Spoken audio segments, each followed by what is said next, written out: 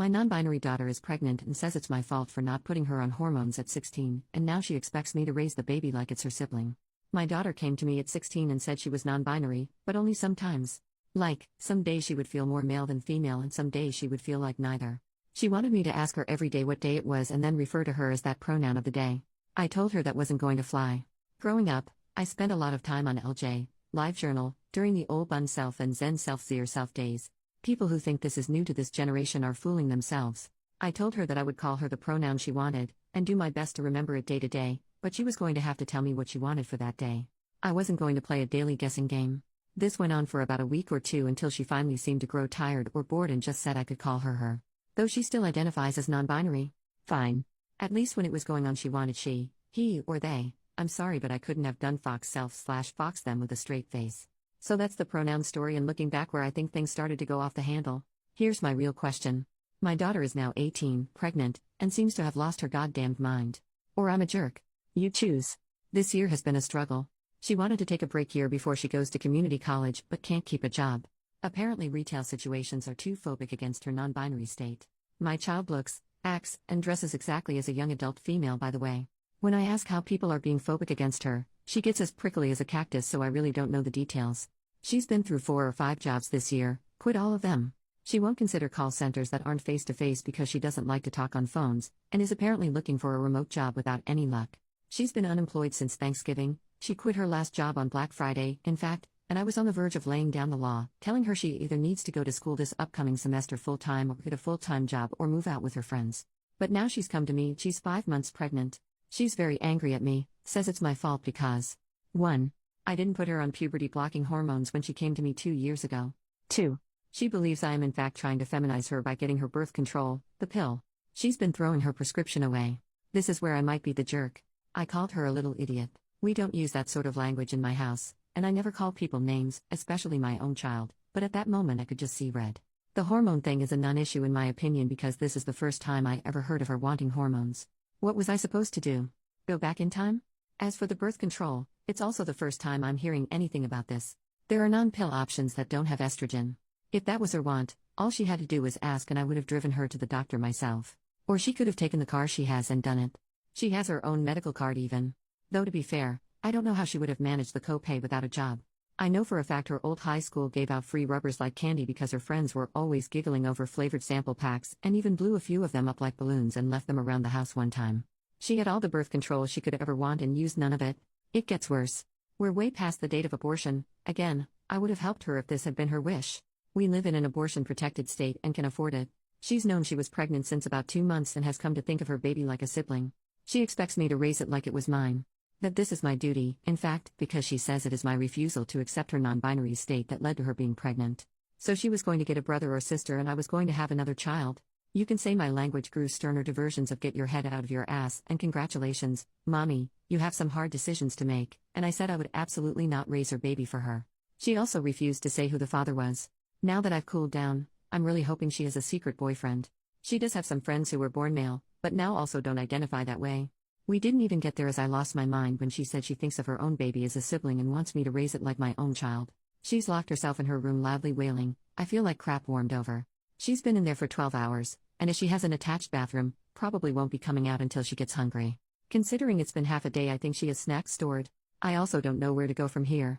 Being pregnant sucks and messes with your head, so I'd like to blame that and the fear she must be feeling, but I have the bad feeling I either raised a spoiled brat or someone with an emerging personality disorder.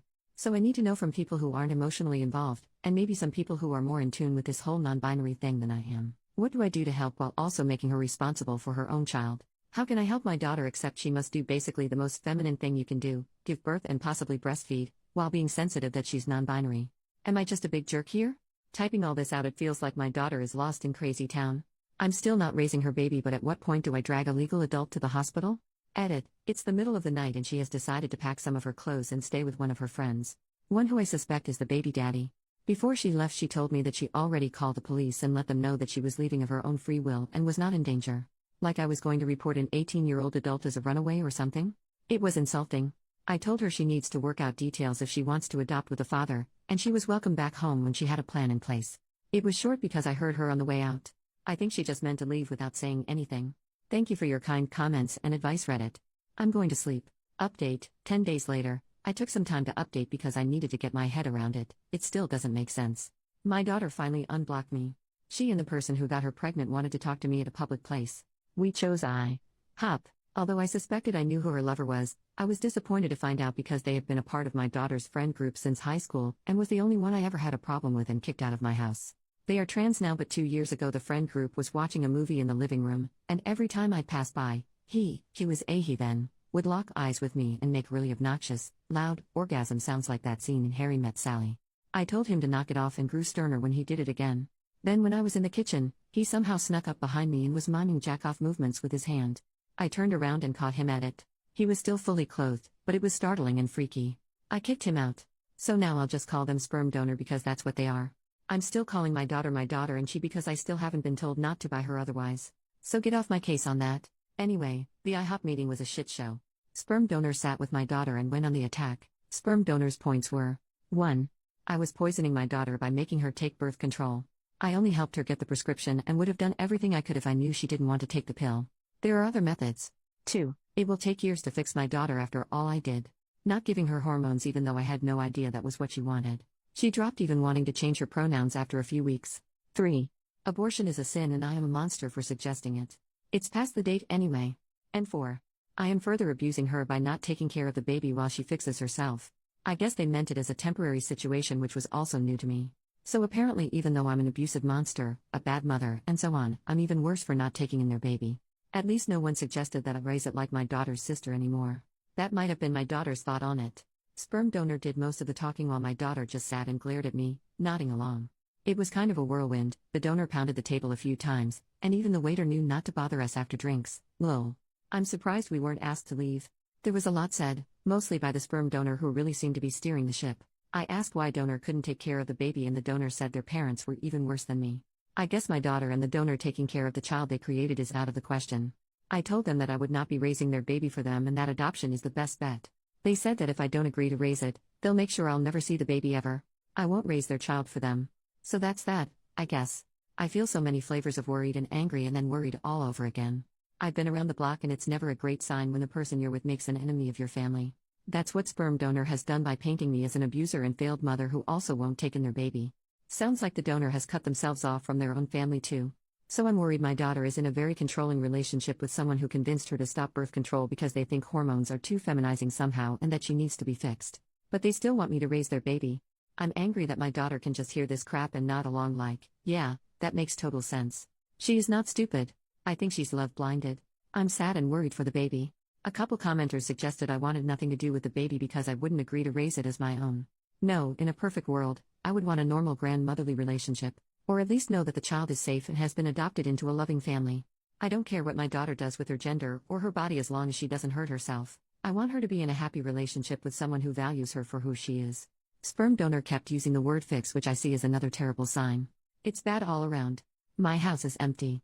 It feels like my adult daughter has run off to join up with some weird church cult thing who tells her that up is down. That not using birth control, not getting an abortion and then expecting others to take care of the child is all a-okay. Oh, and that she's a problem and needs to be fixed. I texted her and said I would be there for her, but sperm donor was still not welcome in the house. I think I'm blocked again. She's a legal adult. I'm not sure what else I can do at this point. In my low points, part of me thinks maybe I should agree to take the baby and then immediately make sure it's adopted into a loving home. But I get the feeling that sperm donor won't make that easy, and right now my daughter does what he says. Also, I'm not sure if that plan is even possible. It sounds Hollywood. I have an appointment to speak with a counselor, but the soonest I could get is April. Some of my friends think I should take the baby in either to get them away from the parents or because they think it's my duty, or both. The only silver lining in this was that they both seem sober. I don't think there's substances of any sort involved. Am I reading this wrong? Am I the jerk here? OP left an update in a comment. I logged in and received a large amount of requests for an update. Unfortunately, I do not have one. I have not seen or heard from my daughter since the last meeting, and I believe she has changed her phone number. Our community isn't a large one, and I have heard through the grapevine she is staying with the sperm donor at one of the homeless camps out in the woods. As this is a haven for drugs and trafficking, this is a further concern. From what I've heard, she is pregnant. Myself and a few friends and family members have driven through the camp area a few times on the lookout for her, but it's very large and there aren't exactly marked roads.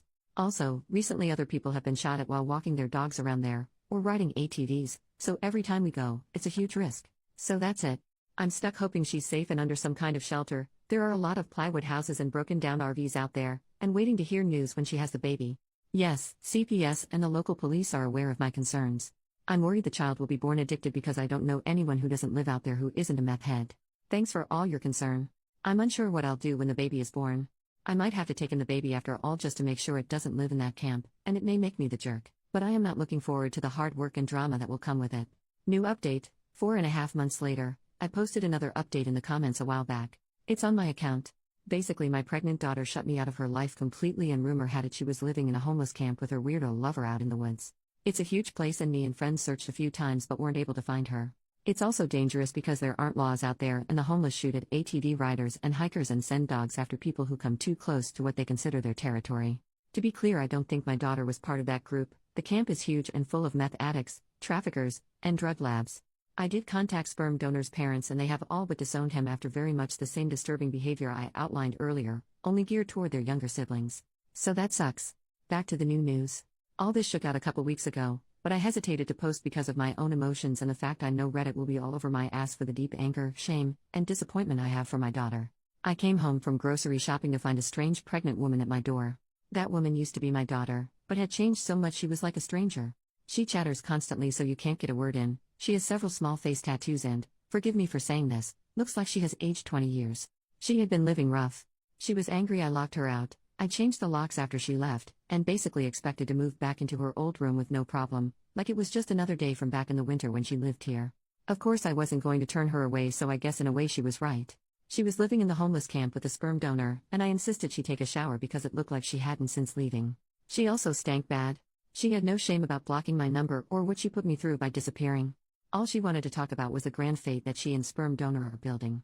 That they're building a community of new people, and she went on and on and on without mentioning the baby once.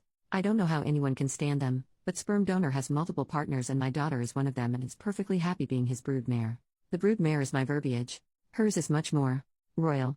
Frankly, based on what she overshared, sperm donor seems like a complete love-making fiend. Finally I broke in and asked, and she said she had been to the doctor regularly. That was a lie, found out later, and all is well with the baby.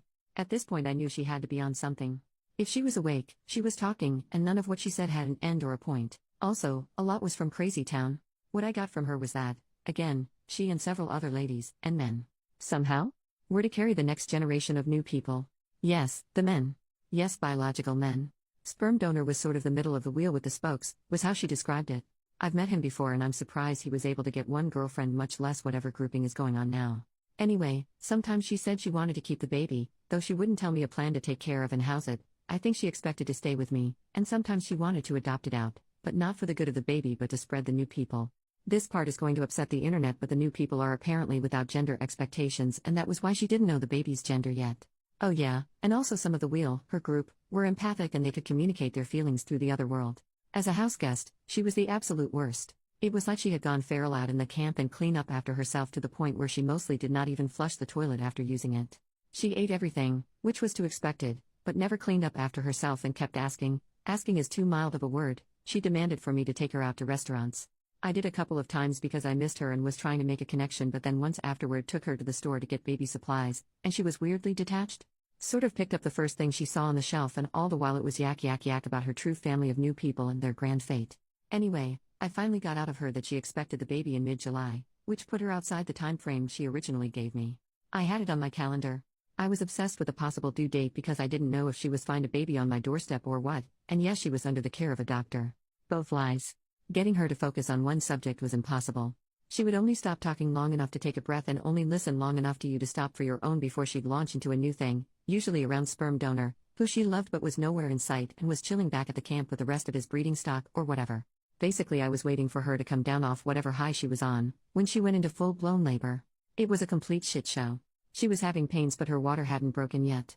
At the hospital it came out that she had not been to the doctor once for the baby. There are programs in our state that cover pregnancies, so that put her at high risk, so she was admitted immediately. That's when the switch flipped and she became hateful against nurses and doctors. She said the worst things and they were absolute saints in return. She also had, delusions of grandeur and told them she was their queen and accused them of trying to punish her. It was so wild. I can't even describe the monster she became. So hateful. Racist, vicious, and the worst things you can say to people, she said them. She wasn't in hard labor yet, so it wasn't entirely the pain. I pulled one nurse aside and told her where she had been living and that I suspected substances, though I hadn't caught her using yet. They were so professional and gave her painkillers that helped her mood. Not gonna lie, they doped her up because she was acting wild. Imagine my surprise when her blood work came out clean. I wasn't there for the birth because she didn't want me in the room with her, and heaven help me, I was a little relieved because I was ashamed of her behavior, but I did talk to a social worker on staff to let them know everything I did. The lady was very nice but couldn't speculate officially on my daughter's mental state. I said she had to be bipolar or manic or something because her behavior was not normal, but she asked if she had threatened to unalive herself or harm the baby, and she hadn't. They can't step in until there's a threat. Miraculously, the child was born at a good weight and healthy, and not addicted. I don't want to give too much info on them because the internet is forever and one day they may search for their own past. My daughter lucked out big time and had a normal delivery as things went. She didn't give sperm donor's name out as the father, though I did to the social worker. They can't be put on the birth certificate, on my word. She up and left her baby that evening without officially checking out, without saying goodbye to me or her newborn. Because the hospital is a safe surrender point, she won't be charged for abandonment. CPS asked if I wanted to take the child, and though it tore me up, I said no. There are a lot of reasons for why. A big one is I don't want to be held hostage to my daughter's whims, and especially sperm donor. I don't want to be on the hook for more children which are likely coming. Also, look at my daughter. I did my best, and she still turned out this way. Maybe I shouldn't try again. I know getting a new family is almost the best thing that could have happened for the baby, even with problems with the foster system. It has to be better than the camp. But I feel like crap about it even now. I also suspect they'll have a sibling soon as my daughter can arrange it. I know my daughter is not well. I know she's in a cult and probably in danger, and also probably an abuser herself, based on the stories she casually dropped about other members. She is also a selfish liar, and it is luck or the grace of God or what have you that her baby was born healthy. She is rolling the dice on her life and the life of her future children. She's sick and under a fiend's control and now thinks she has magic thought powers, but she has some responsibility in this too. All the rest of the transgender stuff with her lover, and if she is non-binary or not from the past, doesn't matter. She's an adult and is making some bad choices. It's hard for me to type out, but the way she treated the hospital staff was so cruel. Seriously, I had to use a thesaurus to describe it because I can't even describe fully how bad it was. It showed me that whatever else, she thinks other people are below her. It's more than the mania. I'm just there to serve her, whenever she sees fit. She knew she would be giving birth soon, so she came home and expected me to take care of her. I did, of course, because she was 9 months pregnant. And the second she didn't have any more need of me, or the baby she had just given birth to, it was easy to take off again. I listened to her for days and she expressed no feelings of hope for the baby other than a vehicle to spread their movement. No worry about their future life, and no more comments on me raising them as a sibling. She made the choice to leave and go back to sperm donor's harem or will or whatever. Sick or not, I'm ashamed to have raised someone with these kinds of values. Mentally ill people aren't bad people, but she has gone beyond merely bad choices. I haven't totally written her off and she may come back to sanity, but since all indications are that I'm blocked again, I'm going to think long and hard about boundaries and possibly moving. I'm worried about one day finding a bunch of cultly weirdos on my porch. So that's it. I don't know what to do. It's not like I have the resources to pay someone to deprogram my daughter, and that sounds very Hollywood. I need a realistic goal. It's more than just a cult. She needs a checkup from the neck up, and I don't have a legal standing to do anything. At least the baby is safe. That's the one bright spot. Thoughts are welcome and, forgive me, any realistic suggestions, or just tell me if I'm way off base and I'm the jerk here. This has been a hell of a year and such a spiral. A year ago I had a somewhat of a slacker teenager under my roof. Now all of this.